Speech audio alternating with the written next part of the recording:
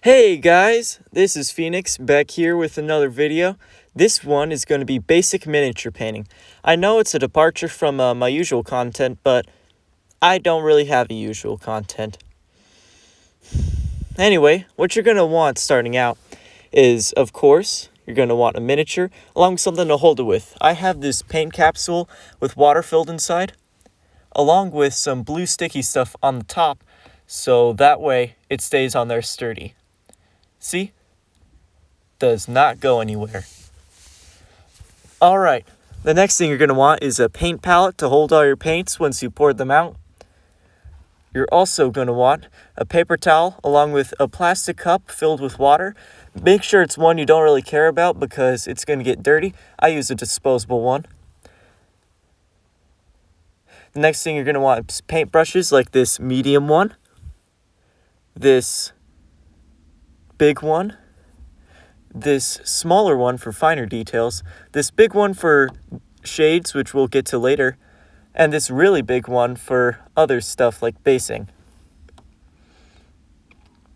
Now, another thing you're going to need, possibly, is spray paint. Like one big color spray paint for a big army that has all the same looking armor, like for my Space Marine right here. Or just a regular primer so that way your paints can stick on there better.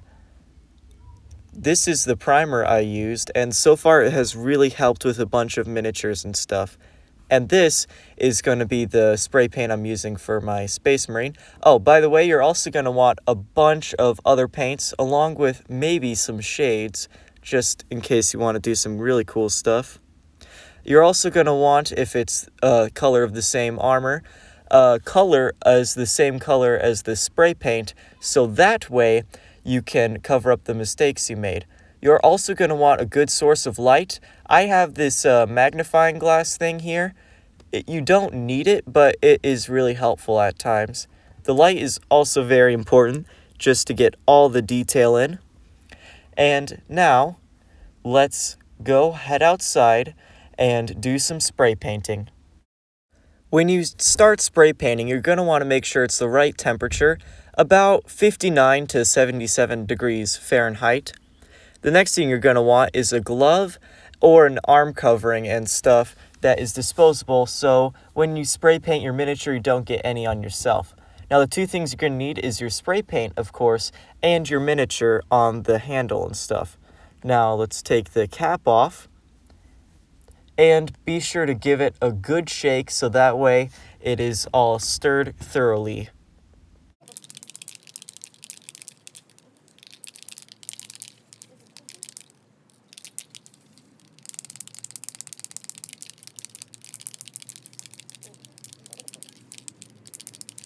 Now, after you stopped shaking for about 2 minutes, you're going to want to start spray painting, but first you got to make some additional preparations. You're going to want to make sure that the spray can is about 8 to 16 inches away and go in a left and right motion, and then turn the miniature around after you're sure you got pretty much all the spots.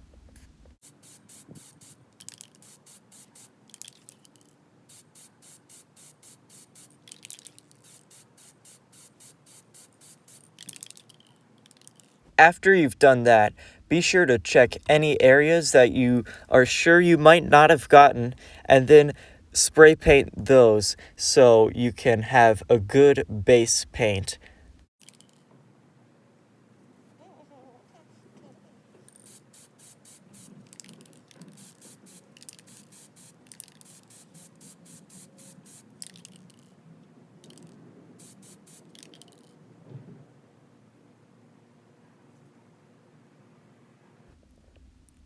After you finish spray painting everything, you're going to want to leave it to dry for 15 minutes. And keep in mind, with usual D&D miniatures and stuff, they might already come pre-primed, so look out for that. Also, make sure to put your cap on your spray paint when you're done. Alright, now that everything's dry, we can begin painting. Now I'm going to be using my big brush along with these paints. First I got my red paint, which is just a basic red. I got a blue paint as well, along with a dark gray, a gold, a silver, a gunmetal gray, and a white paint. Now, what we're going to want to do when we start off is first get our red paint, because I'm going to be doing this cape area first. When it's painting, it's always good to just focus on one area for a bit, or all the colors of one part of the model, and then just paint that until it is done. So I'm going to be applying some paint on here. I accidentally got my hand, but that's alright. Now, I'm just going to be painting the cape, and this is an example of what to do and stuff.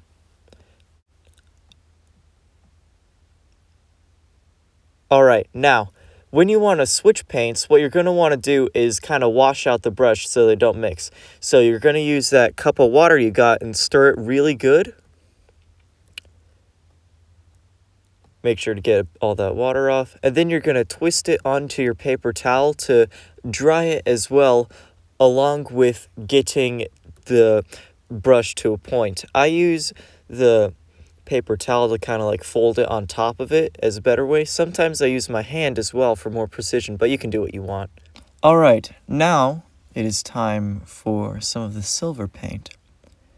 So, I guess I better get that out and shake it up so it's nice and smooth. Now, when I pop the cap and pour it out, I'm also going to want to take another precaution, and that is using water in order to thin it out so you don't get as many bubbles, along with so it doesn't clog up as much and it isn't as solid. So here I am taking my brush, taking the water and stirring it up, dipping it in, and then putting that same brush back into the paint to stir it up, so that way you can have thinned out paint, so your paints will be nice and smooth and it won't look hard. Remember, thinning your paints is very important. Now, I'm going to begin applying it to the sword.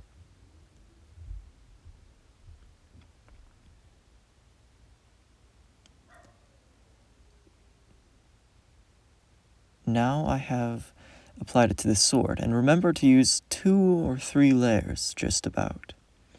And be sure to try to take your time, because this will take a while.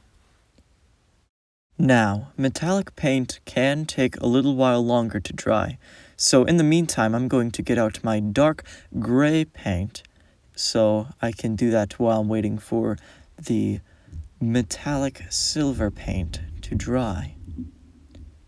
Now, I'm going to take out my brush, thin it out like I did the silver paint. And then what I'm going to do is begin coloring the part of his gun hand where he has the cannon. Here it is. As you can see, I'm taking my time, but I have sped up the footage. Now it is time to begin applying gold paint. Now I'm going to pour it out. Be careful of that little drip at the end there. Then I'm going to thin it out to make sure that it will be successfully applied on. And then I'm going to begin applying it in the leg area, as you can see. I'll be sure to do it slowly and carefully, along with applying some more paint on my brush whenever I need it. Now, with gold paint you'll want to take your time, as it takes many layers to apply, just like silver. The gold paint has successfully been applied, as you can very clearly see. But now that we've finished with that, we're going to want to shake up our gunmetal gray and then pour it out.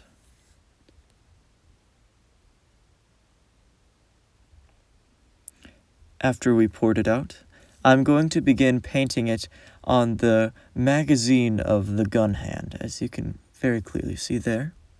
although you will clearly see it better once it is fully painted. Now, because this is a dark metallic paint, it won't take as many layers, but still remember that painting miniatures is like onions. Lots and lots of layers. After the gunmetal gray has been fully applied, I'm going to start applying white in some areas, like right here. These are meant to be parchment paper areas, kind of meant like scrolls for the purity seals.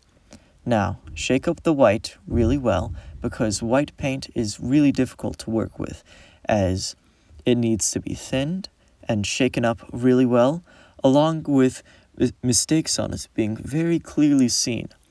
Sometimes white paint isn't even worth working with, so make sure you use as little white paint as possible unless absolutely necessary. Now, I'm going to take my brush and begin painting with some white paint right on the parchment paper on his sword hand. Here's a clear view of that, not completely in the light. This is my Space Marine Captain, completely painted without shaders, and here's a full 360-degree view. Keep in mind I also used blue paint to fix my mistakes. Now, your model is completely painted. Now, some might say that it is done there, and you can be completely right. Keep in mind that shaders are completely optional, but also keep in mind that shaders really help bring out the small details and make the model look a lot better. So, these are the shaders that I have been using and will use. This is Nuln Oil for the armor and weapons that I will be using. Carisberg Crimson for the cape. Agrax Earthshade for the parchment areas, to make it look dirty. And last but not least, Reikland Freshshade for the gold areas, to make sure it really pops. Now, I'm going to take my Nuln Oil, and we'll begin with that. And I'll take my big M-shade brush, aka the big brush that I shown at the beginning of the video, and I'm going to shake up my Nuln Oil really good. Then I'm going to open the cap. And then I'm going to use my M brush to take a bunch of paint and put it on the brush. But keep in mind, don't think of it exactly like painting. Think of it more as applying, more of like putting it on rather than dashing it on, because dashing it on like regular painting could get rid of some of the better details. Now, I'm going to start applying on the backpack like that. Try to move the Nuln Oil areas around so that way it doesn't stink in one place. Alright, after the Nuln Oil, we have Carisberg Crimson, and we are going to want to open that up and begin applying it to the red cape area. Now, I'm going to make sure to get as much of it on in one place as I can to really bring out the details and bring out all the little waves of the cape. Now that we have moved on from the cape, we can begin to move on to the gold with Reikland Freshshade. The camera isn't focusing, but that's what it says. That's what I'm here for. You can trust me. Now, you can also use this for skin, but it is also really helpful on gold because it makes it look more from a drab brass to that warm gold that we are more used to with current trends with how the color works. Now begin dabbing this on, kind of like what you've done with other things.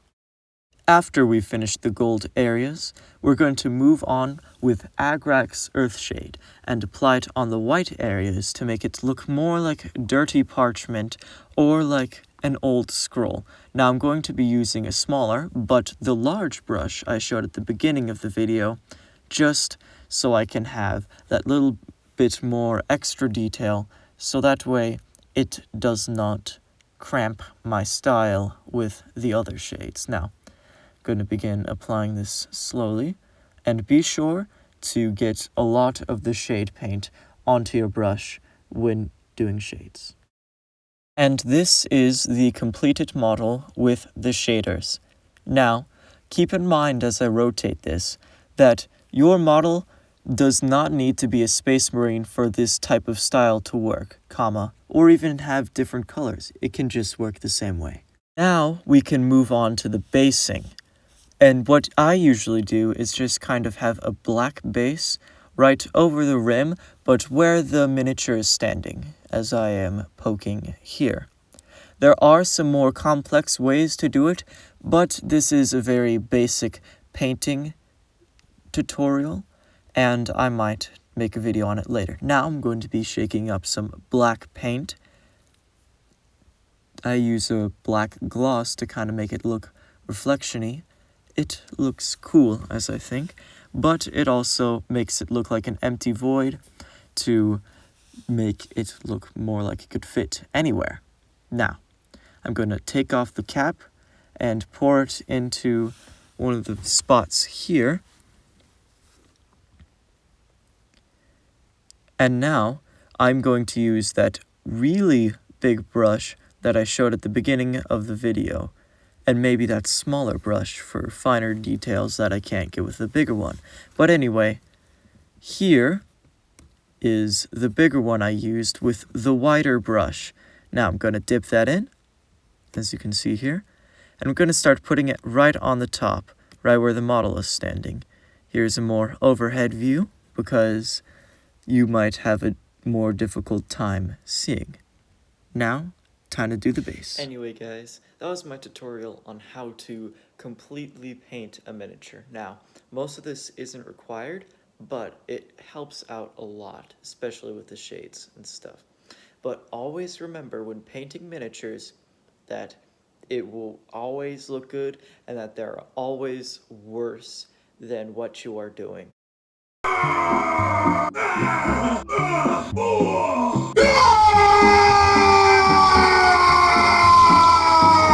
So anyway, thanks for coming to this tutorial, and be sure to like and subscribe because it really helps out. Also, leave a helpful comment about what you thought about the video. Thanks, bye.